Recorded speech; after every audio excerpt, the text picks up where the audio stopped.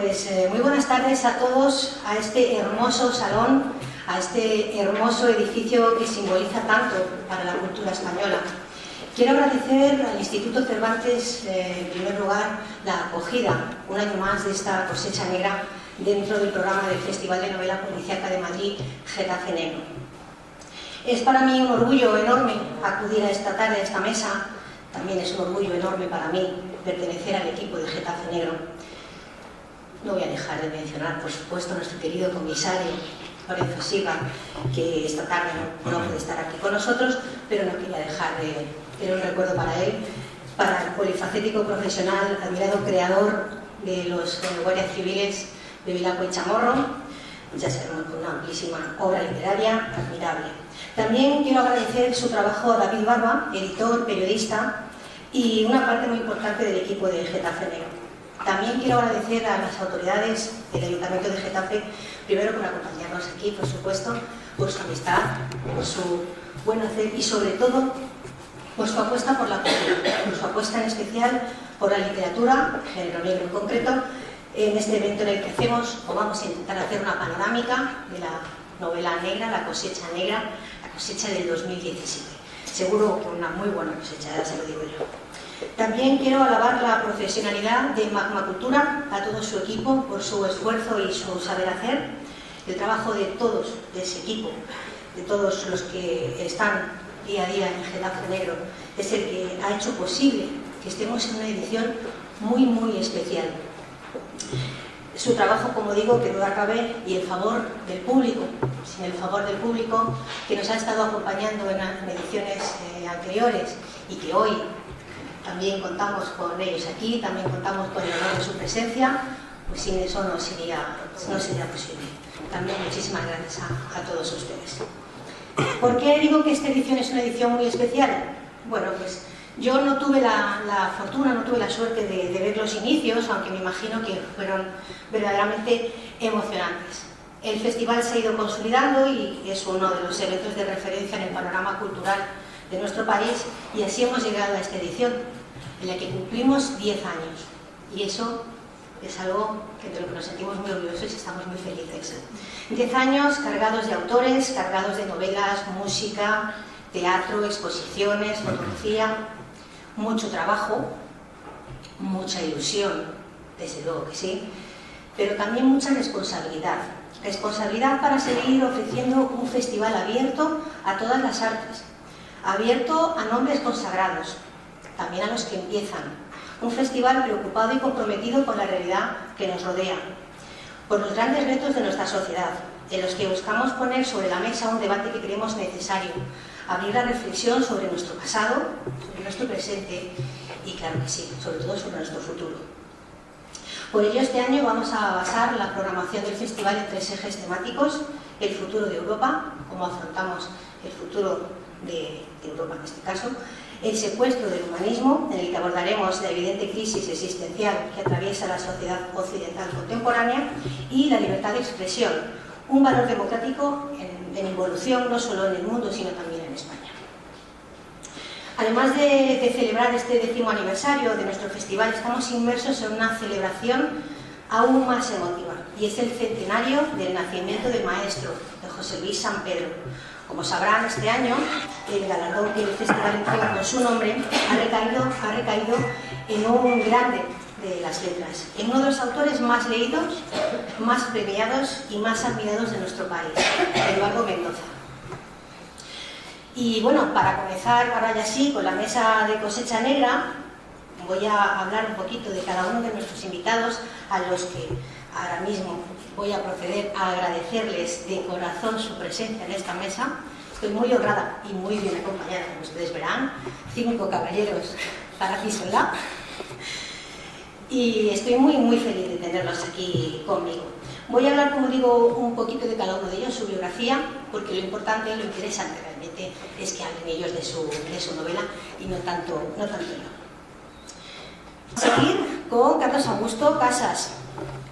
Aquí tiene usted, querido amigo, periodista y escritor. No ha sido deliberado entre los periodistas, y lo estábamos hablando antes, es que creo que tenemos una relación especial con la literatura. una forma incluso especial de verla y afrontarla. Comenzó su carrera en Diario 16, alternando su trabajo en prensa con otros trabajos como repartidor de publicidad, ferrallista o realizando el control de calidad de una compañía aérea, haciéndose pasar por un pasajero común. Todo esto del pluriempleo, la verdad que a mí me suena. Sí. Pero lo del hacerte pasar por pasajero me ha encantado, te da para una novela. Ha sido una de las profesiones que he tenido más divertidas. Luego te cuento más. Luego nos cuentas, a ver qué, porque eso seguro que es jugoso. Bueno, pues él ha pasado por la agencia EFE, ha trabajado en medios locales y es periodista de investigación, ha trabajado en Televisión Española, Antena 3, 4, Telecinco y es director de una colección de novela negra, editor en la editorial Cuadernos del Laberinto. Y bueno, también tienes otro proyecto ya entre manos, un nuevo programa. Sí, ahora estoy ya en un programa para Televisión Española que se va a llamar Víctimas del Misterio y empezaremos a emitir en teoría en noviembre. Totalmente negro. Sí, yo no salgo de esto. Ya no quedan junglas a donde regresar en su primera novela y permítanme que les diga que qué novela, qué novela. Es un buen debut con su premio Wilkie Collins debajo del brazo y el premio Pata Negra también. Quedé finalista. ¿Qué finalista? Bueno, es un relato del Madrid más Madrid, de la calle Montera, de lo que pasa cada día por delante de nuestros ojos aunque no queramos verlo. Unos personajes que se te quedan ya grabados para siempre, que forman parte de lo más significativo del género negro.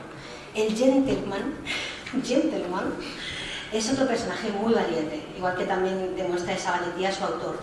Él nos hablará sobre todo de este personaje, es un señor de la tercera edad, que solo vive para que llegue el jueves, el día que queda con Olga, una prostituta de la calle Montera. Una amistad hermosa, comparten mesa, nada de sexo. Y esa amistad, ese deseo de verla cada semana se quiebra cuando Olga es asesinada. ¿Creen ustedes que por ser de la tercera edad el gentleman se va a quedar quieto? No, el resultado es sorprendente. Y para ir entrando en harina, voy a hacer una pregunta. Bueno, si vosotros también queréis hablar, entre vosotros os lo voy a permitir, por supuesto. Quiero que os sintáis muy cómodos en esta mesa. Como digo, vamos a entrar en harina y voy a empezar por una frase de José Luis San Pedro, precisamente para hacerle honor. El escritor transforma todo en carne, porque el escritor auténtico escribe con su carne, su sangre, su médula, lo mismo que la araña teje su tela con su propio cuerpo. Pues esto es, ¿qué habéis puesto de vosotros mismos en vuestras novelas? ¿Y qué habéis puesto vosotros mismos de vuestras novelas? ¿Empezamos por alguien en especial? ¿Por orden para allá? ¿Carlos? Venga. Qué difícil. ¿Qué hay de ti en el mayor tiempo? Bueno, supongo que siempre hay cosas en todo lo que uno escribe, siempre hay cosas de uno, ¿no? Yo creo que en esta novela concretamente, aparte de lo que hay de nosotros en todas las novelas, que es las preocupaciones, o sea, aquello que nos ha llevado a hablar precisamente de eso y no de otra cosa, pues hay elementos tales como el interés por el arte, por ejemplo. Para mí es muy importante, entonces un personaje en la novela que comparte ese interés y que lo desarrolla. Hay una experiencia generacional común. Esta novela tiene parte de su transcurso en un pasado que es mi pasado, en los años 90, 80, 90. Y hay seguramente algunas personas que en algún momento de mi trayectoria se quedaron en mi cabeza. Gente que estaba pidiendo en algún momento aparecer en las páginas de un libro, para bien y para mal. Hay algún personaje en el que he vertido todos mis rencores y mis odios y lo he maltratado todo lo que he podido. ¿Y Antonio? Pues mira, a mí me gustaría decir que yo he puesto todo lo que tengo dentro del personaje de Sofía Luna, pero es verdad que no he cambiado de sexo. Yo lo mantengo como hombre y no es una cosa autobiográfica. Pero estoy de acuerdo con la cita que has leído de San Pedro, que un escritor tiene que construir un personaje que esté hecho de cuerpo, de sangre, de piel, de todo.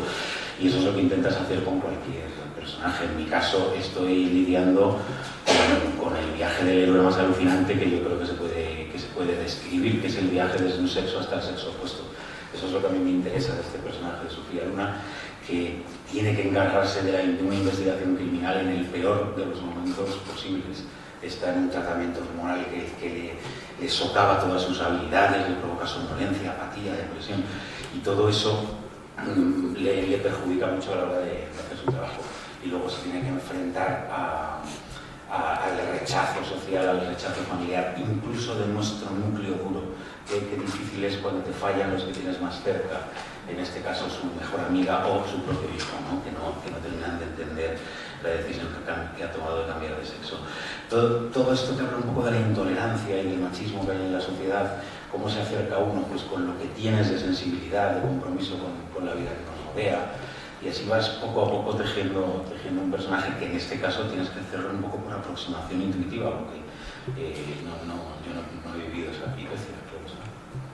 En el caso de Nacho, además, no solamente el escritor o la persona, sino el profesional del periodismo de sucesos, ¿qué has dejado de ti ahí? Yo, déjame que os agradezca la invitación, que es la primera, y al Instituto Cervantes la acogida.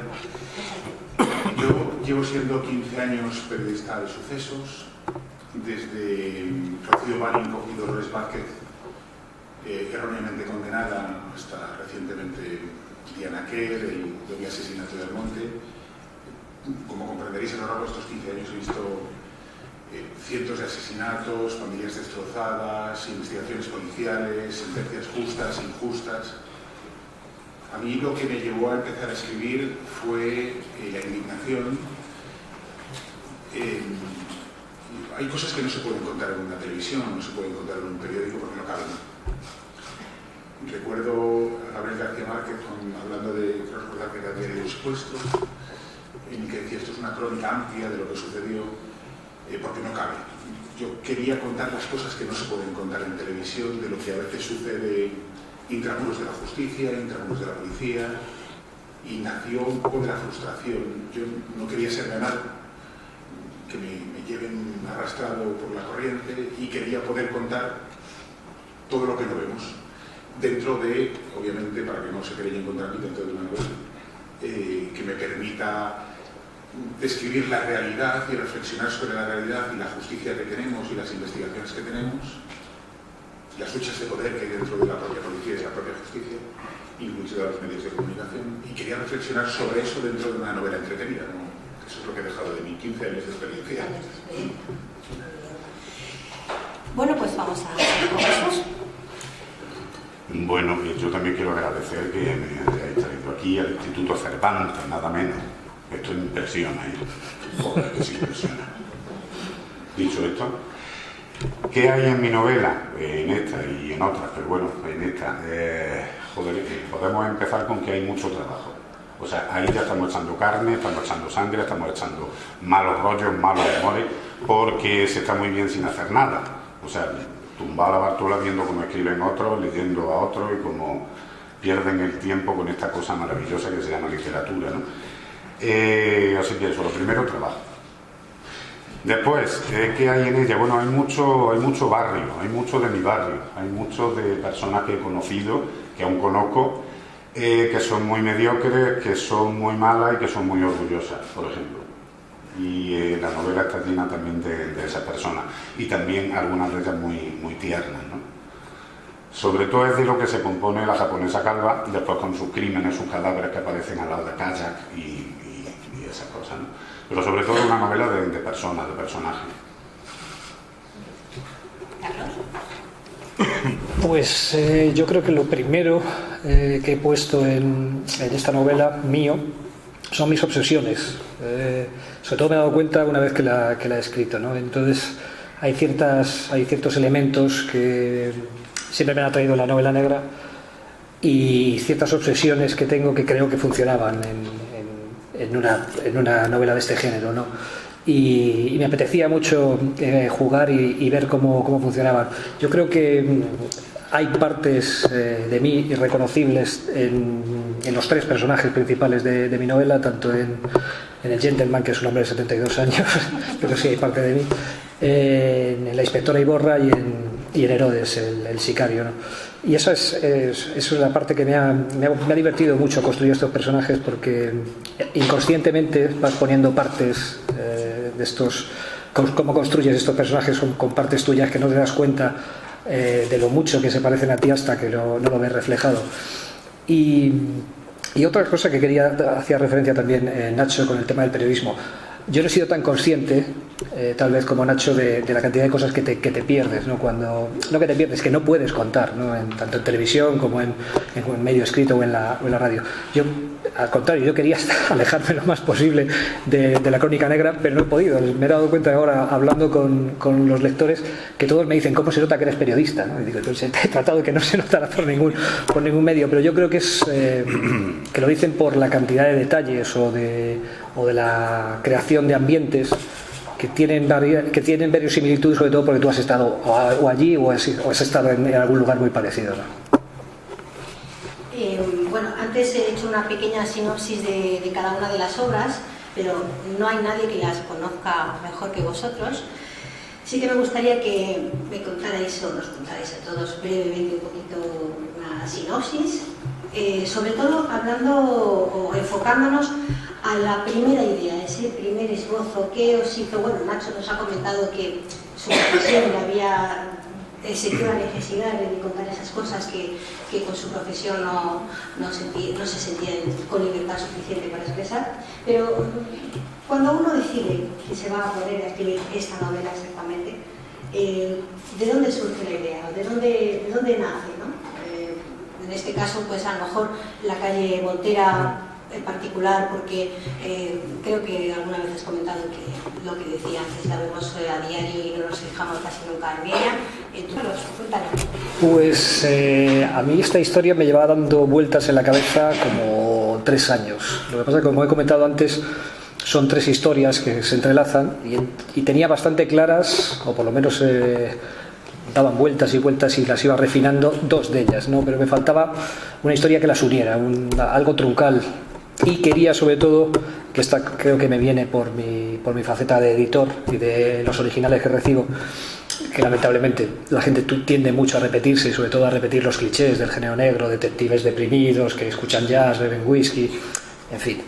Entonces quería alejarme lo más posible de estos clichés, como digo, y bueno, la inspiración, por llamarlo así, me llegó una mañana, pero yo en aquella época trabajaba muy cerca de Gran Vía, salía del metro de Gran Vía a las 8:30, salía justo en la salida de Montera, y no me llamó la atención que las prostitutas a esa hora ya estuvieran trabajando allí, pues ya había hecho muchísimos reportajes sobre estas mujeres, pero me llamó la atención que a esa hora la mayoría de sus clientes eran gente de la tercera edad.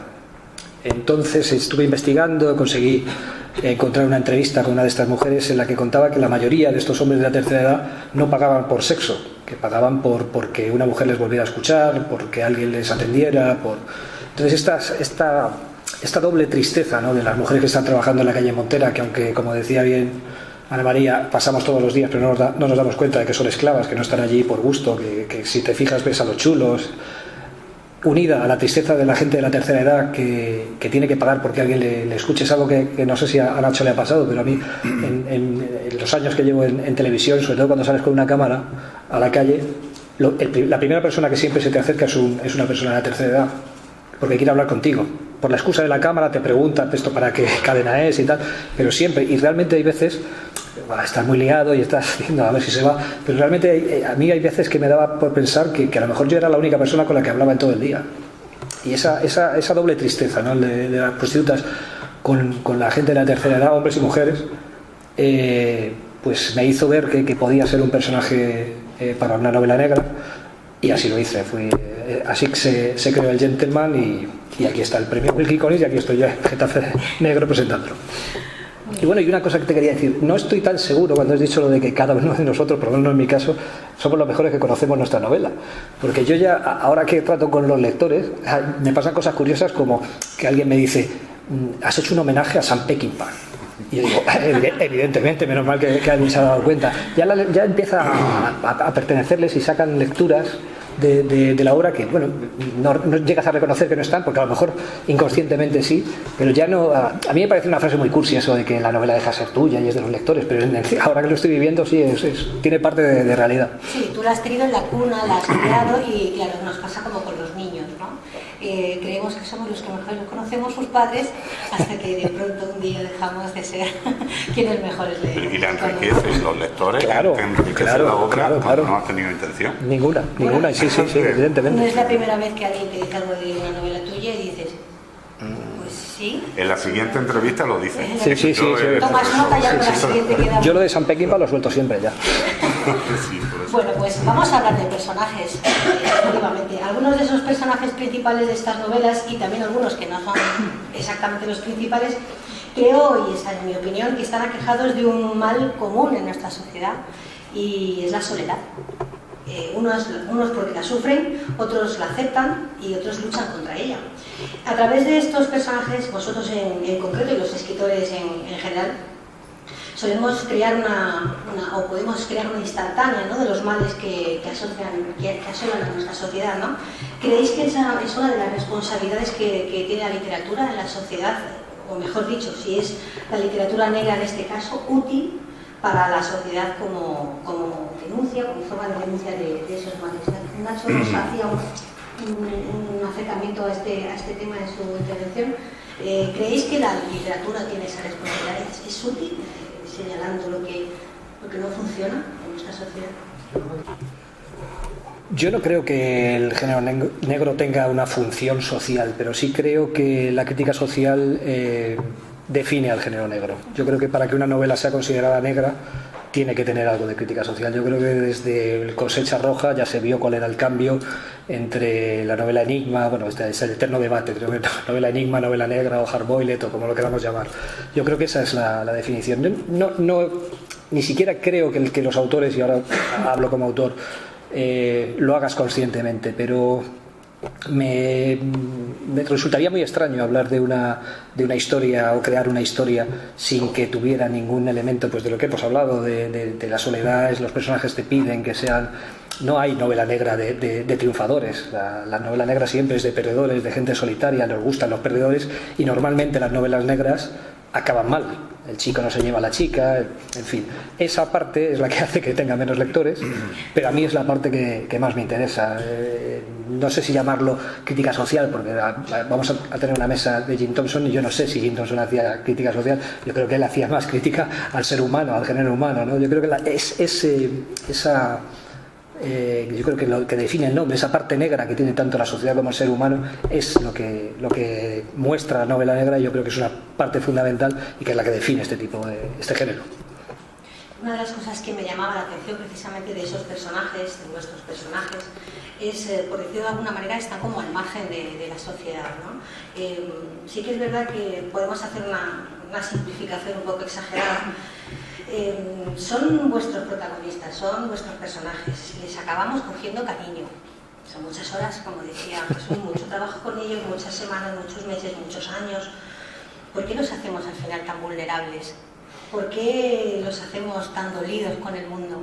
Como decía Carlos, el personaje a lo mejor que está ajeno o al margen de la sociedad, incluso marginado por la sociedad en ese sentido, o incluso en algunos casos repudiado, es lo que nos llama la atención del género negro. Nos encontramos difícilmente un personaje que viva una felicidad que se nos quede grabada. Nosotros quizás nos acordamos de esos personajes que decíamos antes, bueno, pues sí, no tiene por qué ser exactamente un detective o un policía repudiado por los superiores, que bebe, que escucha jazz, ¿no? Pero al final, aunque no queremos caer en los tópicos, pero nuestros personajes no los solemos hacer nada felices. ¿Por qué nos gusta del personaje que sufre y que padece? Bueno, pues me toca, para no repetirme, yo creo que es que tampoco existe la felicidad completa, ¿no? Ni la persona que está absolutamente satisfecha, ¿no? Se pueden escribir de otras. Yo creo que los únicos que se me ocurran que puedo identificar como que son eternamente felices son los protagonistas de los anuncios, y a nadie le importa dónde va ese señor después con el BMW, no nos interesa mucho. Pero bueno, yo creo que sí que se puede escribir prácticamente ahora mismo de cualquier personaje, porque todo el mundo puede tener un conflicto, ¿no? No, es lo que te decía, no creo que haya alguien absolutamente feliz, que entonces sí que no nos interesaría nada cuál es su vida. Y en mis personajes yo creo que sí que los tres quería que destilaran soledad, por distintos motivos los tres, pero sí yo creo que es algo inherente a nuestra sociedad. Tampoco fui muy consciente, ¿no? Pero bueno, los personajes me salieron así, las historias creo que me lo pedían, y el elemento que yo sabía, y creo que he aceptado, que iba a enganchar con los lectores, es el de la venganza. Yo creo que a todos nos gusta vengarnos, aunque sea literariamente, ¿no? o por lo menos leer cómo la gente hace algo por las afrentas que recibimos todos los días. Todo el mundo hemos sufrido en nuestra propia carne injusticias, y parece que no hacemos nada, ¿no? Somos bastante resignados. Entonces, por lo menos literariamente, yo quería que se vengaran, y el gran motivo, el leitmotiv de mi novela es la venganza, que creo que sí que a la gente le gusta. En el caso concreto de tu inspectora, sí que se da este tópico del que hablábamos antes, de que, bueno, pues le da de vez en cuando un chupito. Pero yo lo que quería era, porque en ese sentido estamos muy influenciados por la novela americana, y en la novela americana, aunque todos beben, nunca son alcohólicos. Beben socialmente, y yo no quería que ella fuera alcohólica y que tuviera un problema de alcoholismo, y además estuviera durante toda la novela tratando de ocultar este problema a sus compañeros, cuando es bastante obvio, ¿no? Al final esa era la forma de... ¿Nos ayuda eso a entender a nuestros detectives, policías, como realmente lo que son, seres humanos imperfectos? No es lo que decíamos, el tópico del detective, a lo mejor, que escucha jazz, que va a escuchar jazz y está hecha polvo llamando por teléfono a su expareja que la ha dejado. O sea, la realidad misma, ¿no? Lo que decíamos, que la novela negra nos ayuda a leer, entreteniéndonos, por supuesto, claro que sí, pero leer un poco sobre lo que es el mundo que nos rodea, que la verdad vamos siempre tan deprisa que muchas veces no lo vemos, ¿no? Voy solamente a realizar ya una última pregunta y vamos a dar paso al público. Esta ya es más general para vosotros, para todos, ya no solo como escritores o periodistas, guionistas, profesores, sino como miembros de la sociedad. Antes hablamos de la responsabilidad de la literatura, ahora vamos a hablar de la nuestra, ¿no? ¿Qué responsabilidad tenemos o qué función tenemos en la cultura? ¿Qué papel tiene la cultura en nuestro país? Sabemos que hablamos pues a menudo de índices de lectura, unas cifras verdaderamente decepcionantes, alarmantes, tristes, podemos decirlo de diferentes maneras. Como escritores, como profesor, como personas, comunicadores en general, como padres, todos tenemos sobrinos, hijos, jóvenes cerca. En concreto, Carlos, que además has escrito literatura juvenil, ¿qué podemos hacer? ¿Qué podemos hacer nosotros para que la cultura tenga el reconocimiento que debe tener, recupere el lugar en la sociedad que debe tener, y para fomentar la lectura? ¿Qué papel tenemos? Bueno, ¿qué me iba a decir a mí que iba a venir aquí a defender la televisión con madre mía, con los sinsabores que llevo? Yo estoy muy de acuerdo con Nacho. Hay una parte, yo creo que es un tema muy complejo. Hay una parte que vimos en televisión, sobre todo con la gente, con los directivos y los directores de programa, pasa algo como con lo que está ocurriendo con los políticos, que el que sustituye es peor que el anterior y es peor que el anterior. Entonces, bueno, sí, por si te escuchan. Entonces, sí estoy de acuerdo en el tema sobre todo a nivel de informativos, la desaparición que ha habido de noticias de cultura. Y eso no es una cuestión. Los informativos no deberían de entrar en este juego de las audiencias. A mí me parece vergonzoso que todos los años en todos los telediarios emitan el desfile de Victoria's Secret. Todos los años. Y no lo hacen porque Victoria's Secret pague ni porque necesite la publicidad, simplemente es porque son mujeres ligeras de ropa y sube la audiencia.